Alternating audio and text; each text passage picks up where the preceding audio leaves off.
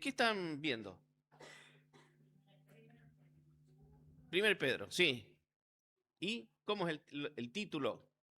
No sé si lo he puesto ahí, no. El título, ¿cuál es? De la serie, es una serie. Lo lindo de tomar la Biblia de esta forma es de que hay veces que hay textos que no los vamos a tomar nunca. ¿No? Hay textos que no se toman nunca.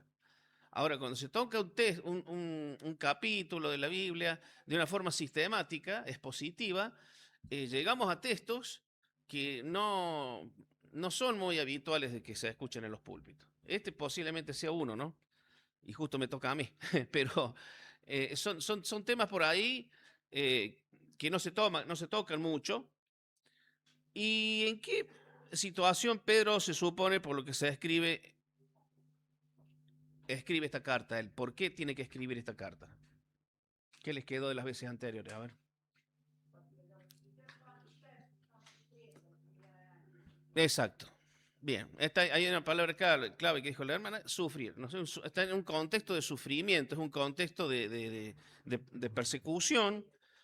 Posiblemente sea una persecución muy local, porque todavía no habían empezado las grandes persecuciones con Nerón, ¿no es cierto? En la cual Pedro pierde la vida, ¿no es cierto? Es crucificado, dice la tradición, dice la historia, él es crucificado. Pablo también es muerto en esa persecución de Nerón, que fue la primera del Imperio Romano. Posiblemente esta ha sido algo local, ¿no es cierto? Que la iglesia a la cual estaba dirigiendo, o a las iglesias a las cuales estaba dirigiendo, porque son varias regiones, en Ponto, Galacia, Capadocia, Asia y Bitinia, todo lo que es el Asia Menor, ¿no es cierto? Estaban en una situación difícil, una situación de estrechez, una situación de persecución, quizás, en fin, posiblemente nosotros no lo estemos pasando hoy, ¿no? El otro día en las conferencias, ¿se acuerdan? Estuvo una candidata a diputada, creo a senadora, no diputada, y bueno, cantándonos loas a los evangélicos, ¿no? Hablando muy bien de nosotros. Eh, y yo pensaba para mis adentros, por ahí, ¿qué estamos haciendo mal? O algo está fallando, porque los políticos nos aplauden. Y en cierta forma deben aplaudirnos porque obviamente el pueblo evangélico, el pueblo hijo de Dios, cristiano, tiene orfanatorios, obras con niños, con ancianos, estamos rescatando, hay asilos para gente que está con adicciones, rescatando de la droga, de los vicios, y efectivamente eso debe traer a las autoridades alabanza o que nos hablen bien, pero en algún punto, y yo creo que ahora ha habido una carta de las iglesias evangélicas con respecto a la niñez trans que se va a hacer aquí en Córdoba. El Consejo Pastoral de Córdoba se ha juntado, ha hecho una carta, denunciado esto como algo que es contrario a la voluntad de Dios. Y ya ahí van a empezar los problemas. Lo que pasa es que nosotros, el otro día charlando con alguien, la muerte de Charlie Kirk, ustedes lo conocen, ¿no? Lo han visto en Estados Unidos, una muerte tan trágica, ¿no? En plena universidad, ¿no? Me lo mata de un disparo. Y yo, la primera reflexión que me salió a mí en ese momento es que quizás él estaba muy a la punta de la controversia de mostrar el plan de Dios con respecto a la sexualidad, con respecto al aborto, con respecto a tantas cosas que ya nos ponemos de punta con lo que todo el mundo actual nos marca. Y él estaba posiblemente muy a la avanzada de esto, muy a la vanguardia, y recibió esa muerte tan trágica, ¿no? Después de ver a la esposa sufrir, dejar a creo que una hijita, ¿no? Muy jovencita. Las persecuciones van a venir. En determinadas maneras nosotros en nuestros trabajos tenemos que tener cierta persecución. Yo tengo por ahí, no sé si no decir la palabra suerte, que yo trabajo mucho tiempo solo, ¿no? Eh, tengo poco contacto con la gente.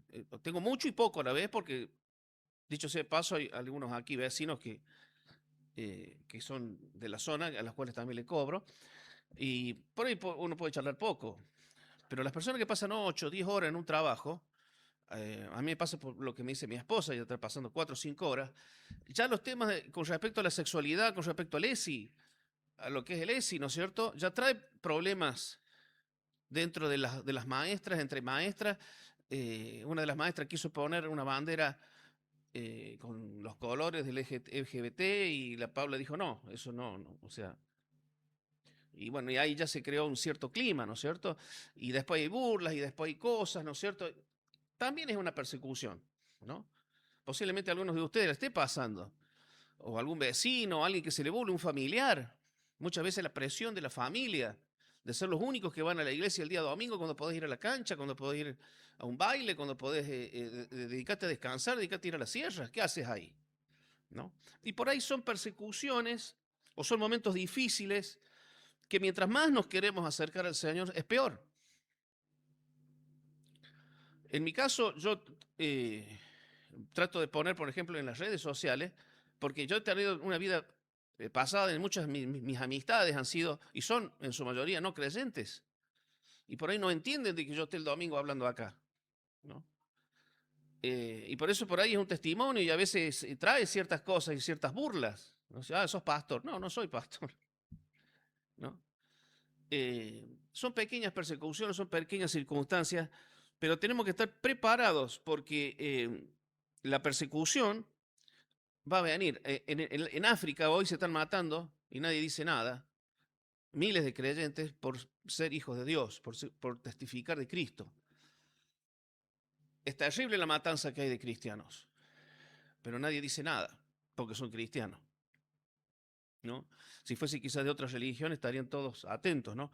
Pero a lo que le pasa al cristiano, a nadie se hace problema, no salen los diarios. Por eso que esta palabra que vamos a leer aquí de Pedro, espero que el Señor a través de su palabra ilumine y aliente. Y después el mensaje que da el apóstol, ¿no? Con respecto a Jesucristo es hermoso. El pasaje, vamos a él, 1 Pedro 2, 13 al 25. Tengamos en cuenta entonces los textos anteriores. Pedro ha estado diciendo de que somos un pueblo escogido por Dios, nación santa, sacerdote. O sea, he estado diciendo, ustedes son algo especial. Están pasando por un momento difícil, pero son algo especial para el Señor. Entonces, desde esa posición es que nosotros estamos sufriendo o que el pueblo de Dios estaba sufriendo en ese momento. Hay que recordar eso. Les dijo el mensaje anterior, son extranjeros y peregrinos en este mundo. Ustedes están de paso, ¿no? Teniendo esto, hermanos, en cuenta que nuestra vida también es así, aquí. Nuestra persecución o burlas o lo que quieran hacer el que no es creyente, estamos de paso. Nuestro reino, dice Cristo, dijo, no es de acá, es de los cielos. Pero, así todos, seguimos siendo ciudadanos de esta tierra. Por eso Pedro tiene que hablar y poner algunas cosas a continuación en orden. Con nuestra nueva identidad y con el ejemplo de Cristo es como podemos ser sumisos. Por eso ahí vamos a la primera. El título es Sumisos por causas del Señor, ¿no es cierto? Ese sería el título del mensaje de hoy, sumisos por causa del Señor. Y la verdad, hermano, que a nadie le gusta ser sumiso. No sé, levante la mano a quien quiera que le guste. A nadie, ¿no? Queremos más libertades, queremos más cosas. Y ya cuando hablamos de la palabra sumiso, ya no me gusta tanto, ya estoy medio. Pero es lo que dice el texto, ¿no? Y más a un pueblo que está siendo perseguido, le dice, usted tiene que ser sumisos por causa del Señor. Hermanos, eso no es posible si no tenemos el ejemplo de Cristo. Y si ese ejemplo de Cristo no se hace carne en nosotros a través del Espíritu Santo. Vamos al texto, es 1 Pedro 2, del 13 al 25. Por causa del Señor, someteos a toda institución humana, ya sea al rey como a superior, ya los gobernadores, como por él enviados para castigo de los malhechores y alabanza de los que hacen bien. Porque esta es la voluntad de Dios, que haciendo bien, hagáis callar la ignorancia de los hombres insensatos. Como libres, pero no como los que tienen la libertad como pretexto para hacer lo malo, sino como siervos de Dios. Honrad a todos, amad a los hermanos, temed a Dios, honrad al Rey. Criados, estad sujetos con todo respeto a vuestros amos, no solamente a los buenos y a los afables, sino también a los difíciles de soportar, porque esto merece aprobación. Si alguno, a causa de la conciencia delante de Dios, sufre molestias padeciendo injustamente, pues, ¿qué gloria es si pecando sois abofeteados y lo soportáis? Mas si haciendo lo bueno sufrís y lo soportáis, esto ciertamente es aprobado delante de Dios. Pues para esto fuisteis llamados, porque también Cristo padeció por nosotros, dejándonos ejemplo para que sigáis sus pisadas, el cual no hizo pecado ni se halló engaño en su boca, quien cuando le maldecían no respondía con maldición, cuando padecía no amenazaba, sino encomendaba la causa al que juzga justamente, quien llevó él mismo nuestros pecados en su cuerpo sobre el madero, para que nosotros, estando muertos a los pecados, vivamos a la justicia, y por cuya herida fuisteis sanados. Porque vosotros erais como ovejas descarriadas, pero ahora habéis vuelto al pastor y obispo de vuestras almas. Primer punto, vamos allí a la filmina. Sumisos a las autoridades políticas, los versículos 13 al 17. Bueno, lo he hecho muy, muy chiquito, no sé si lo alcanzan a leer. Se exceptúa de esto, estamos hablando de un pantalla. Pedro aquí está dando algo general. Hay una excepción, por supuesto, en el libro de los Hechos, dice que tenemos que servir y ser obedientes a nuestros gobernantes, al rey, siempre y cuando eso no signifique ir en contra de Dios, ¿no? Hechos capítulo 4, 19 y 20, y después el 5, 29, el mismo Pedro creo que se dirige allí y dice, es necesario obedecer a Dios antes que a los hombres, ¿no? Entonces, hecha esa excepción, nosotros tenemos que, en principio general, el principio general es estar sumisos, dice el versículo que hemos empezado, el 13, empieza diciendo eso, por causa del Señor, someteos a toda institución humana, ya sea al rey como a superior. Y después dice gobernador, etcétera, todo lo que se deriva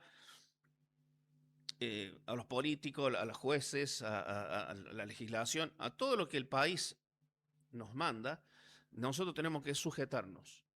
Por eso el casamiento civil, por eso que Dios, si bien yo he escuchado muchas veces, no, bueno, yo estoy unido al Señor en espíritu, porque yo soy creyente, ya tengo, no, a ver, estamos sujetos a autoridades humanas en las cuales nosotros tenemos que someternos y no son contrarias a Dios. En este caso, en el caso del casamiento, hay que casarse, hay que regularizar esa situación.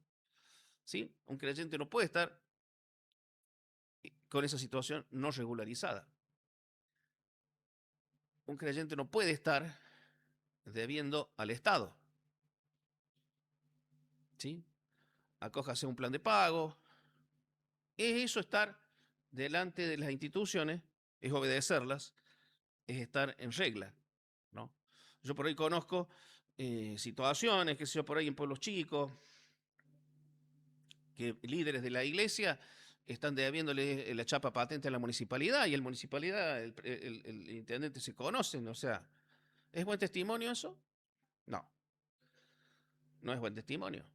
Hay que regularizar situaciones, hay que buscar la forma de pagar y no deber nada a nadie, dice el Señor Jesucristo, ¿no? Pagar los impuestos, los mismos discípulos tuvieron que pagar cuando vinieron, ¿se acuerdan? Y se saca del pez lo necesario para pagar. En fin, todo lo que se deriva de la justicia, hay que ser responsable de la sumisión, nos enseña las autoridades, que es ante Dios primero, ¿no? Porque acá fíjense que el énfasis está por causa del Señor. Tengamos en cuenta que cuando escribe Pedro aquí estaba Nerón. Nerón era un nene bastante malo, ¿no? Creo que ustedes les han enseñado lo que es Nerón. O sea, si hay un arquetipo de una persona mala, es Nerón o Hitler, ¿no es cierto? Ahora bien, se entra en conflicto, que no va a ser el tema ahora, ¿no es cierto? Un cristiano tiene que hacer paro, un cristiano tiene que pelear en un sindicato, un cristiano puede estar en política. Bueno, hay muchas posturas al respecto. Ayer estuve hablando con un hermano de la iglesia casualmente de este tema, teniendo las elecciones hoy. Por ejemplo, hoy hay que ir a votar. Tendríamos que haber ido todos a votar, porque en este país es obligatorio votar. En otros países no es obligatorio. En este país es obligatorio. Y hay que votar. aunque sea en blanco, hay que ir a votar. Hay puntos y hay temas y hay cosas, por eso que esto es algo general, ¿no es cierto? Cuando las leyes son injustas, ¿qué tiene que hacer un creyente? ¿No? Que no se tocan aquí, pero el Espíritu yo creo que ilumina a cada persona para, si tiene que estar en política, bueno, el día que estuvimos nosotros en las conferencias, hay un hermano que es intendente de un pueblo, ¿no es cierto? Que es Marcos Feraz. Marcos es el nombre, no me acuerdo bien el nombre. Feraz es el apellido, pero sí, de un pueblo que tampoco conozco. No sé si alguien se acuerda. De Santiago Temple, sí, de Santiago Temple. Bueno, si el Señor lo ha llamado a eso, bienvenido sea. No se olvide que Pablo, Pedro, predicaban a las autoridades para que se conviertan. Y es lícito que una persona se convierta y esté en un puesto allí. Es muy discutible. Ayer con un hermano no estaba de acuerdo. Dice, no, la política es sucia, la política de ninguna manera. Bueno, yo creo que allí el Señor nos da la libertad necesaria y cada uno tiene un llamado. Si alguno tiene ese llamado a participar, fantástico. A mí me gusta la política, me gusta, opino, en fin. Creo que yo los que conocen mi posición, porque antes opinaba más, ahora opino menos porque me evito discusiones. Bien, el versículo 13, la sumisión a las autoridades ante Dios primero. Fíjense lo que dice el versículo 15 y 16, la voluntad de Dios. El versículo 16, muchas veces que buscamos la voluntad de Dios, dice, esta es la voluntad de Dios, que haciendo el bien, haga callar la ignorancia de los hombres insensatos. La voluntad de Dios es tener un buen testimonio, ¿no? Y tener una libertad responsable, dice allí. Si alguien lee eso, ya tendría el reto de alguien yo, diciendo, lo has puesto muy chiquito. Libertad significa total dependencia de la voluntad de Dios. Aquí el mismo texto dice, la libertad no es para hacer lo que yo quiero. Nunca en la Biblia, cuando usted lea la palabra libertad, es hacer lo que la persona quiere hacer. No, es hacer lo que Dios quiere que hagamos. Eso se refiere a libertad. Nadie en un sentido amplio de la palabra es libre absolutamente de nada. Siempre tenemos reglas, siempre tenemos que someternos a situaciones, siempre estamos por respeto a otras personas, ¿no es cierto? La libertad absoluta no existe, ¿no? Siempre se necesita estar reglada. Ahora el tema es quién va a arreglar esa libertad, ¿el hombre o Dios? Nosotros creemos de que Dios es el que se liberta y que realmente es el que nos da las reglas de juego para que nosotros seamos libres dentro de lo que Dios nos manda a hacer. La ignorancia de los hombres, dice en el idioma que está escrito en la Biblia, esa ignorancia es una ignorancia culposa, es decir, una persona que no tiene voluntad de aprender. ¿Se ha topado alguna vez con alguien así? Sí, ¿no? Alguien que es ignorante porque quiere ser ignorante. Y lo va a criticar a usted, pero usted, los evangélicos, los pastores, qué sé yo. Usted véale y dígale, mire mi pastor, cómo vive, no se enriquece, no es una persona que ande con el helicóptero, ¿no es cierto? Anda con su autito para el sur, para el norte. Y esas cosas hay que decirlas. Pero hay gente que no quiere entenderlas, ¿no? Es una ignorancia culposa, ¿no? Son tercos, son duros de entendimiento, ¿no? Pero dice que en el versículo, estamos viendo el 16, la ignorancia como libre, ¿no?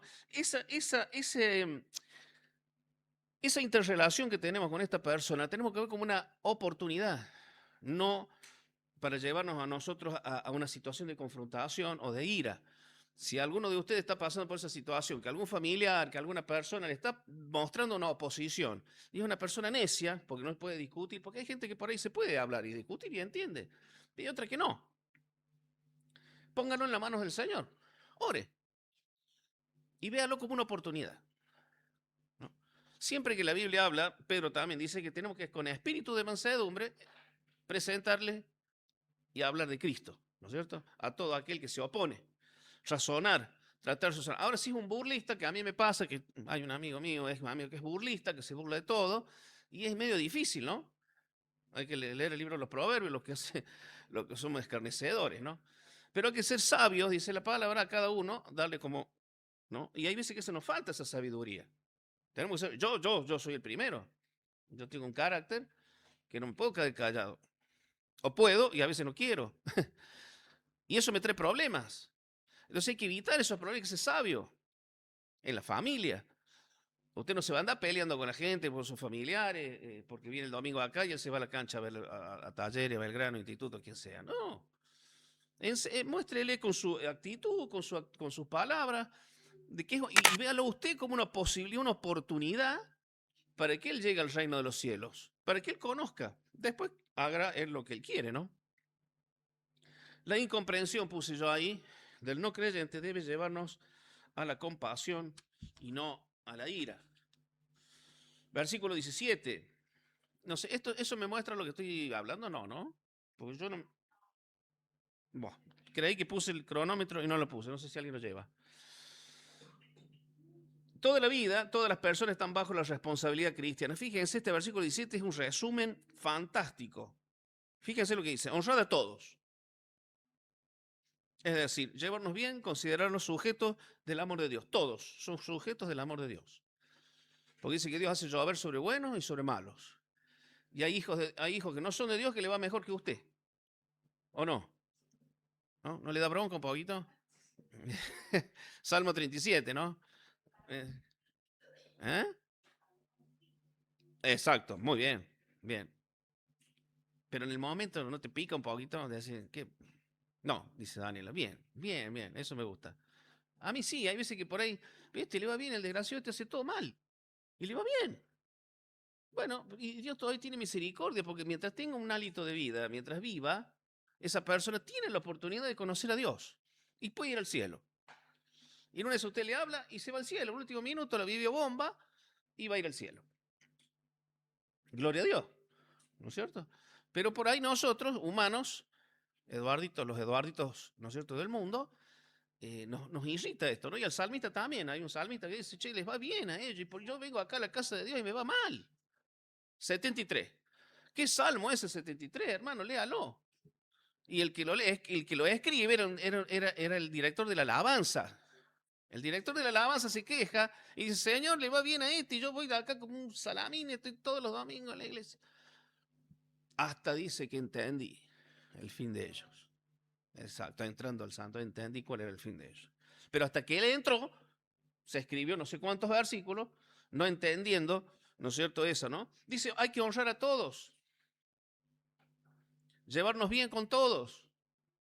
El vecino, que nos tira la basura, el que se ríe, el que es medio brujo, que te tira cosas. ¿No le pasó también que hay un vecino que le tiró cosas? Yo cuando era chico tenía un vecino que nos tiraba sapos cocidos, nos hacía brujería, y porque éramos creyentes, íbamos a la iglesia, ¿no es cierto? Bueno, hay de todo en el mundo y hay que honrarlos. Dice, honrar a todos. ¿Qué más dice? Versículo 17. Amad a los hermanos. El amor que no nace del sentimiento, sino que nace de la voluntad, ¿no es cierto? Nace de mi voluntad regenerada por el Espíritu, amar a los hermanos, estar con los hermanos, gozarme con los hermanos, gozar con el que se goza, llorar con el que llora. Acá para hacer 4 mensajes, hermano, estamos yendo a vuelo de pájaro, ¿no? Después que dice, temer a Dios. Nuestra prioridad es hacer todo para su gloria. Nuestra prioridad es hacer todo para su gloria. No dice teman al rey. ¿Qué dice? Teman a Dios. Porque dice, Jesucristo dice, teman a aquel que puede echarlos al infierno y no al que puede matarlos. Porque el que los puede matar, le cortó su vida nada más, pero el que los puede echar al infierno, a ese tiene que temer. Nuestra prioridad es hacer todo para su gloria.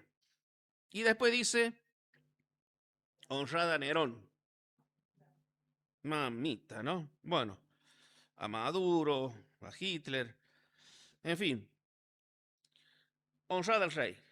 En la medida que ese rey no vaya contra el reino de los cielos. ¿Sí? ¿Se entiende? Y ahí terminamos la primera parte, que era sumisos a las autoridades políticas. Como les digo, hermano, es mucho para hablar, es mucho. Esto fue antes de la primera persecución, después el cristianismo se topó con la persecución. No nos olvidemos, y disculpen que a mí me gusta hacer historia porque me gusta la historia. El cristianismo en sus primeras épocas era confundido con el judaísmo, era una escisión del judaísmo. El judaísmo en el Imperio Romano era permitido, era una religión que se permitía, porque era una religión que ya venía de antes, de mucho tiempo, como tantas otras religiones. El problema se armó Cuando ya los judíos le pegan una pata al cristianismo, dicen, no, estos no son nuestros, pin, afuera, ¿no es cierto? Entonces dice, estos son nuevos, y vienen con estas costumbres. Entonces ahí empezó el problema, ¿no es cierto? Y como el cristianismo empezaba a crecer, Nerón en su locura, le echó la culpa a los cristianos de que él había quemado Roma.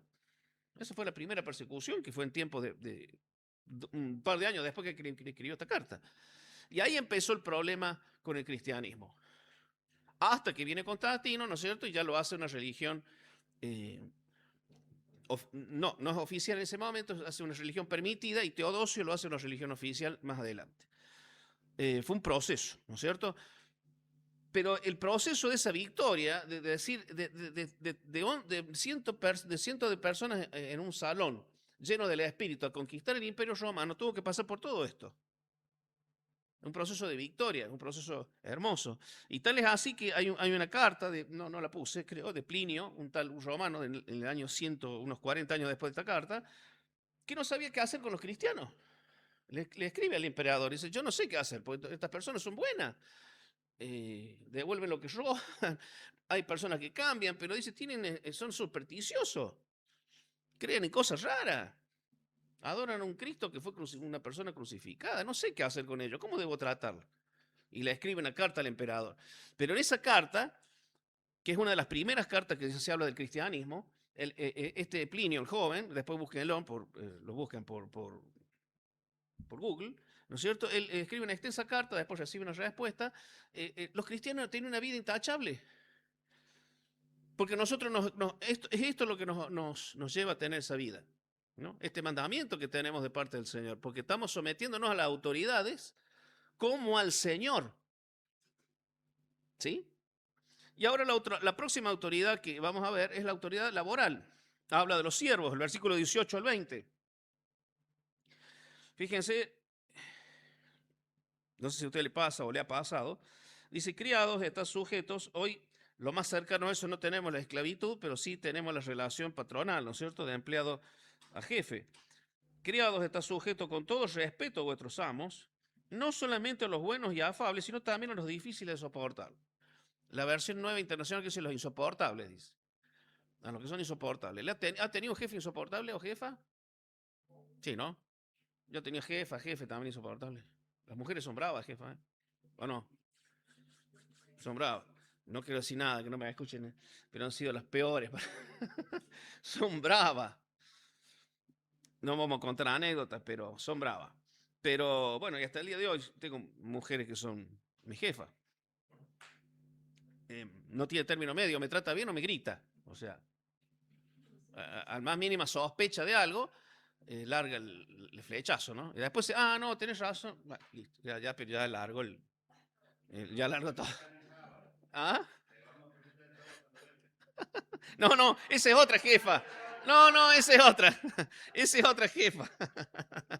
No, esta es jefa de patrona de empleado, ¿no? No, esa es otra. No, esa es buena. Esa es buenita. Es un amor. No, pero esta jefa que tengo no tiene término medio, ¿no? Largo uno, largo. Y después, cuando me iniciaba, tenía un tipo que era insoportable, un imbancable, pobrecito. Pero el Señor me dice, ¿qué me dice? Que esté sujeto a esa persona. Un poquito, no. En todo. Con todo respeto a vuestros amos. ¿Por qué? Dice, porque esto merece aprobación si alguno a causa de la conciencia delante de Dios sufre molestias padeciendo injustamente. ¿A quién le gusta padecer injustamente? A nadie, ¿no? A mí tampoco. Pero dice que esto es aprobado delante del Señor. El Señor ve con buenos ojos si te está pasando algo así, ¿no? Y después dice, ¿qué gloria hay si estás pecando y te abofetean? Te portaste mal, ¿no es cierto? No pagaste la multa. Yo no quiero contar la anécdota porque se me va el tiempo. Bueno, el otro día tuve que pagar una multa de 140.000 pesos, hermano. Tengo que descargarme en algún lado. Porque resulta que yo bajaba venía de ruta 9 bajo, como para entrar a ruta para Sabatini, Y encuentro unos policías, unos amigos ahí, la policía de la caminera, bajo. Y yo veo que está como muy estacionado un camión de este lado. Entonces me hago así, voy, me salteo donde yo venía y me voy para este lado, ¿no? Y había unos conos rojos ahí. Me agarra un policía y me dice, mire, usted hizo una infracción ahí. Digo, pues si hay doble línea, no hay doble línea amarilla, es indiscontinua, es blanca. No, no dice, pero usted saltó los conos. Digo, salté los conos porque me pareció que estaba como trabado acá con el camión y vi más desocupado esto. No, dice, pero eso es una infracción.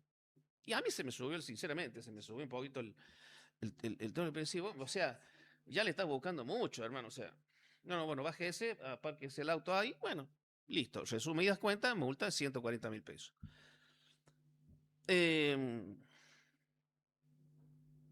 ¿Se dan cuenta que es difícil a veces?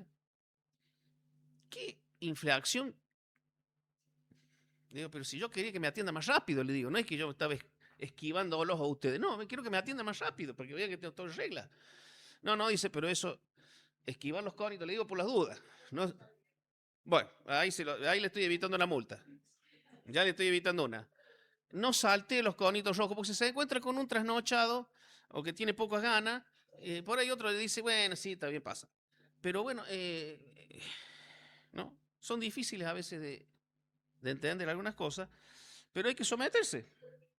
Y después el Señor me enseñó, hermano, con eso. No se crea, porque a mí después digo, Señor, ¿cuál es la enseñanza de todo eso? Y el Señor me enseñó. Algo me quiso decir. Me dolió el bolsillo, me duele cuando lo estoy diciendo, ¿no es cierto? Pero el Señor siempre tiene algo para decirnos. No es casualidad, ¿no? No es casualidad.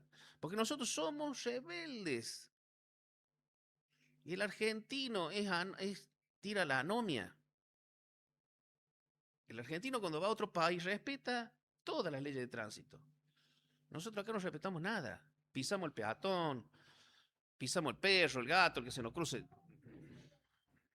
No hay curva, no hay sentido de... ¿Me entiende? Somos los argentinos un poquito también, hay que hacer una autocrítica, anómicos, no nos gustan las leyes, no nos gusta.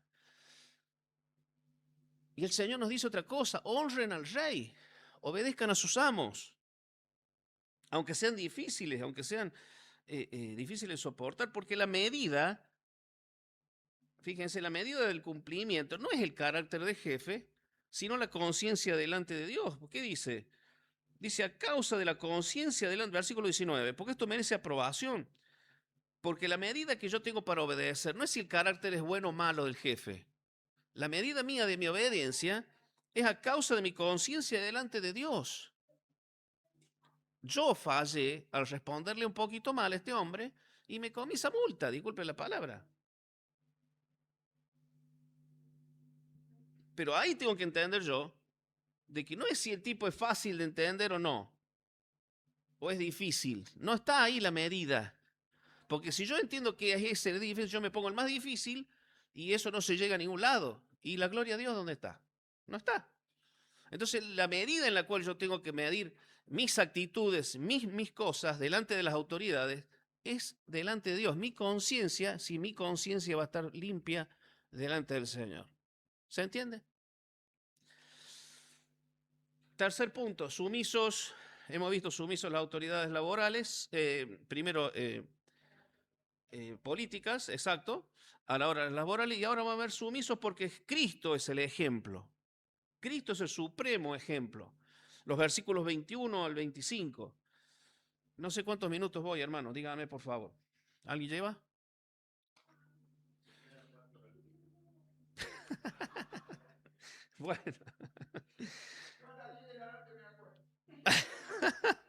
Bueno. Bueno. Ahí vamos, aceleramos entonces. Llamados a su luz admirable, versículo. Fíjense lo que dice, llamado. Pedro, ¿qué le pasa a Pedro? Dice, pues para esto fuiste llamado. Pedro, fui llamado que me abofeten.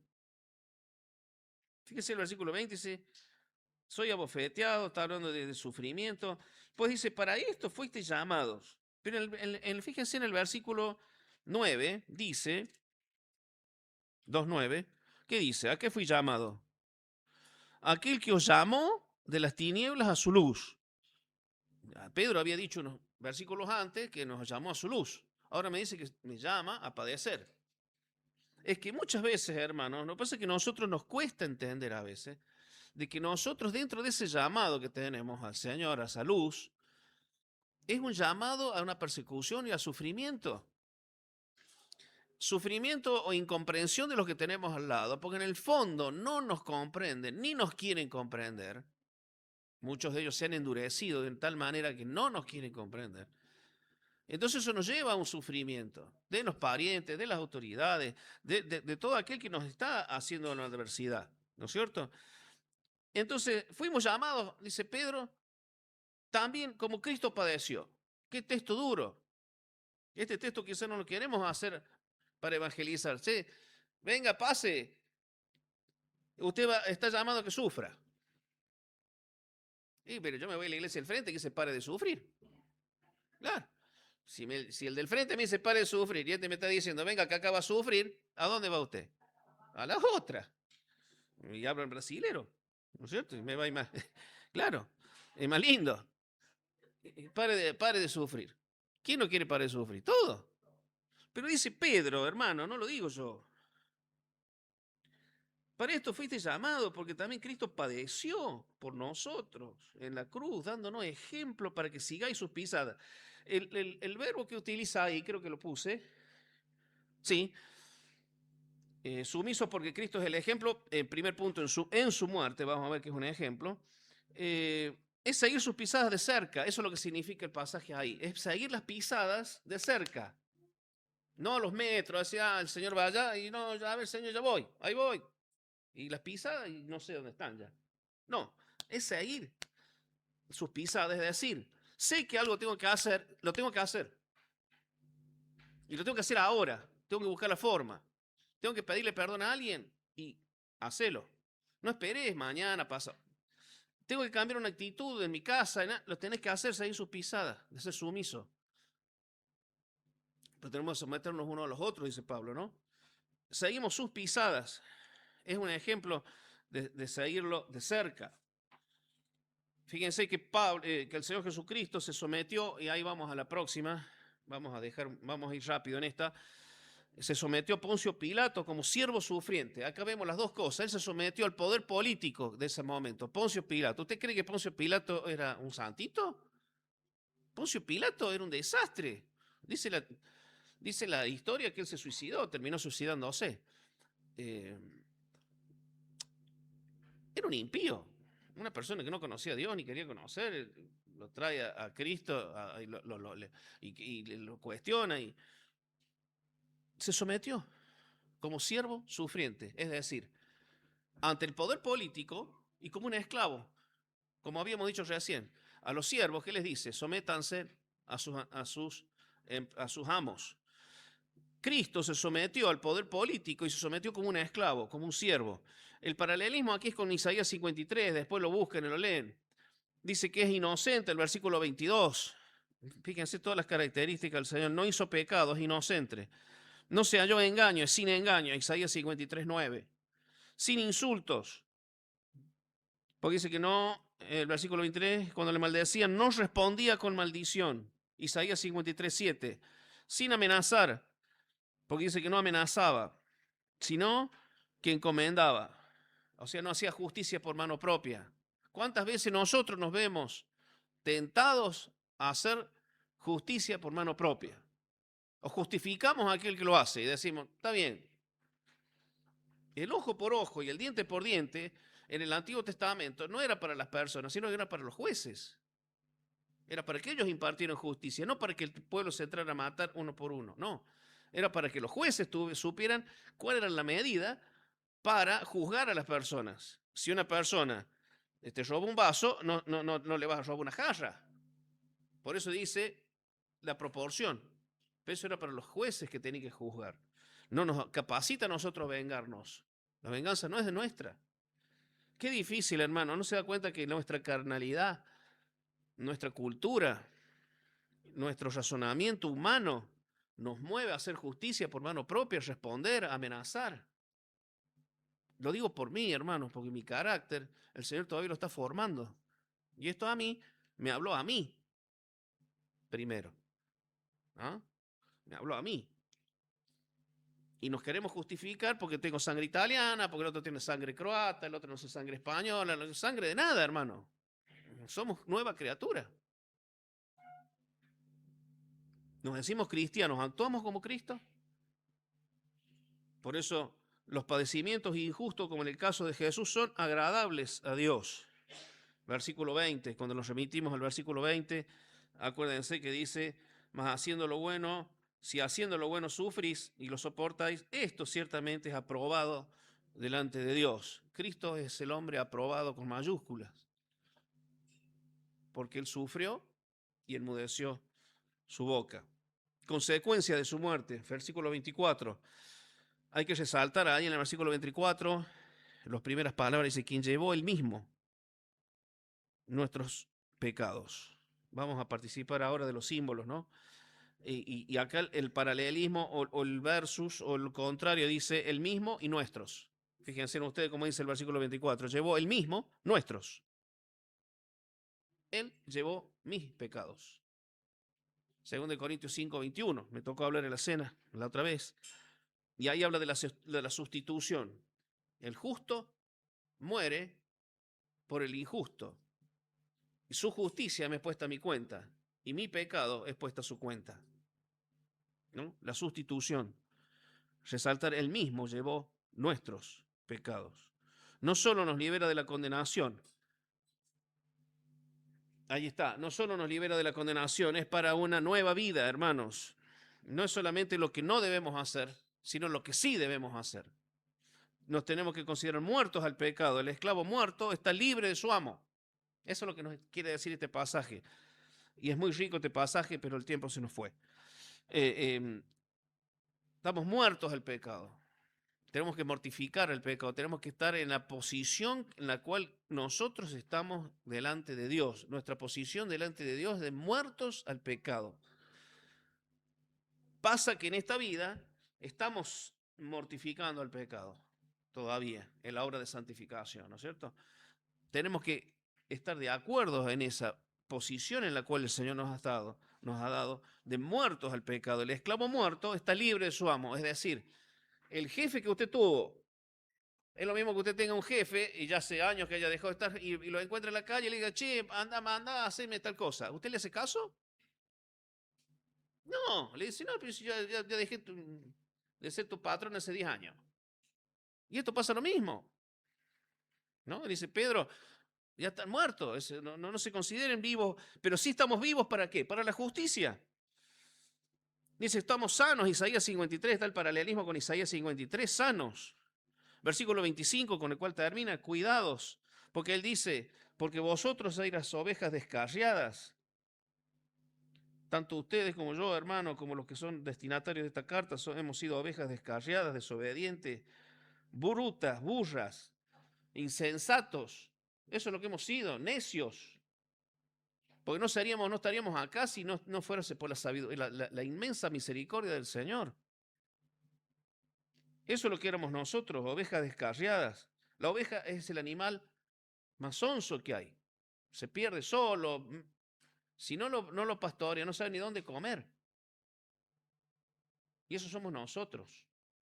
Pero dice, ahora habéis vuelto al pastor y obispo de vuestras almas. Miren, si no tenemos todo. Tenemos sanidad, tenemos cuidado y tenemos un pastor que nos supervisa.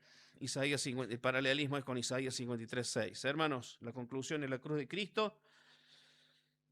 En nuestro comienzo como vida cristiana, pero la cruz de Cristo también es todos los días. Es mirarnos en la cruz de Cristo, en su muerte, todos los días. No es que recibí a Cristo y poner la fecha, yo recibí a Cristo el 9 de febrero del 1976. Linda fecha. ¿Y todos los días? Es todos los días. La cruz de Cristo es mi comienzo, es mi camino y va a ser mi fin. Estaré allí en los cielos con Él. Hubo una plaga en el 250 después de Cristo. No voy a leer lo que se decía en ese momento, pero se lo resumo. En el 251, una plaga en el Imperio Romano. ¿Y qué pasaba? La gente moría.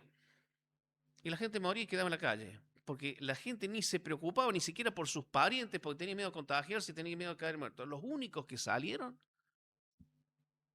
fueron los cristianos.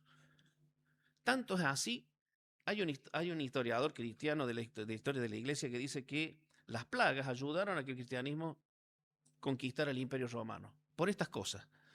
El cristiano, el Hijo de Dios, entendía que tenía que hacer lo que hizo Jesucristo. Morir por los justos y por los injustos. Y salía a las calles a rescatarlos. Usted sabe, bueno, acá hay médicas, que los hospitales es una iniciativa cristiana. Nadie se preocupaba por los que estaban enfermos. Los médicos solamente eran para los ricos. No era para el pobre, para el desvalido, para la viuda. No había obra social. El cristianismo empezó con la obra social a las viudas, a las que no se podían sostener. Ese es el cristianismo de Cristo.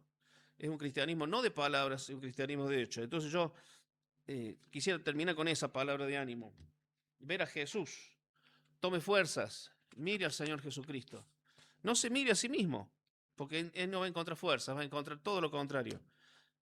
Que el Señor nos ayude, ¿no? A honrar a todos, a temer a Dios y vivir así una vida que a Dios le agrade.